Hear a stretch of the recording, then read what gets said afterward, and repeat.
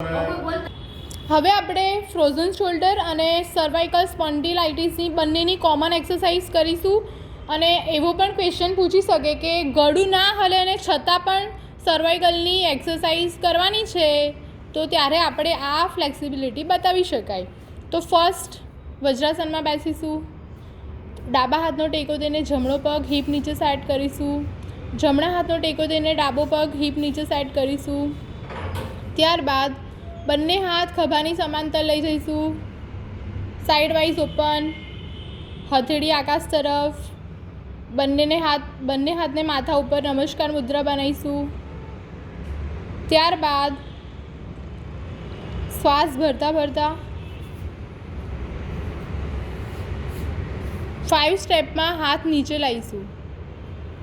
1 2 3 4 5 એવી રીતે 5 સ્ટેપમાં હાથ ઉપર લઈ જઈશું. પ્રેસ કરીશું બંને હાથ.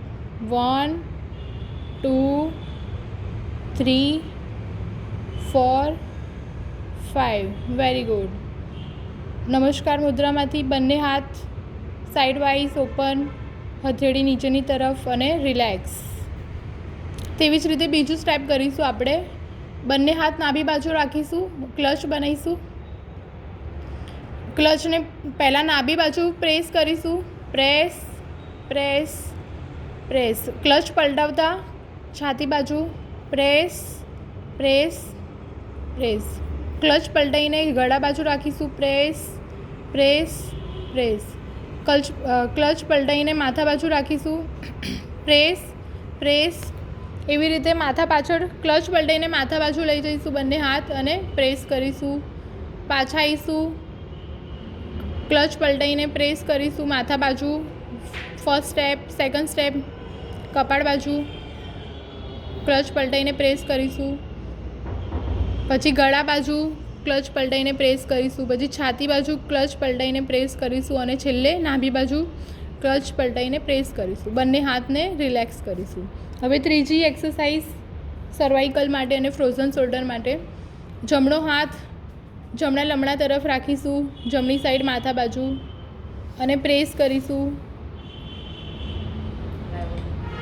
ફેસ હલવું ના જોઈએ. Press press press. એવી રીતે જ ડાબા હાથને રાખીશું ડાબી સાઈડ ને પ્રેસ કરીશું. Press press press. હવે બંને હાથ ફોરહેડ બાજુ રાખીશું અને પ્રેસ કરીશું. ફોરહેડ આગળની સાઈડ ને પ્રેસ કરીશું. હવે બંને હાથ માથાની પાછળની સાઈડ રાખીશું અને પ્રેસ કરીશું. Press press.